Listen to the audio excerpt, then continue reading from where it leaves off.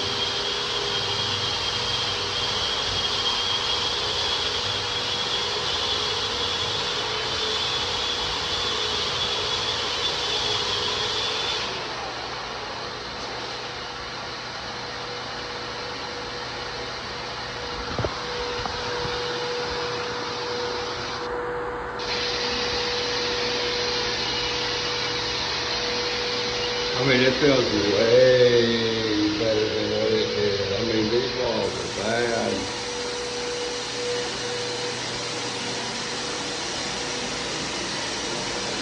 I mean, it slicks them right on up, takes all the paint off.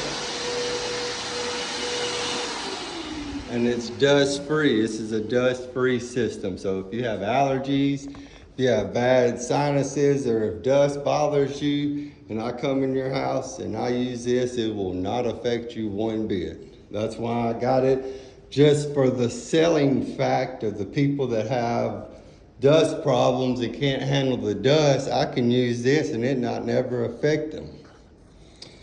Get you one of these. I called it on sale. It was 99 bucks. I already had the vacuum cleaner. This is a Bauer. And that's all the way pushed in. It'd extend out about another 2 foot.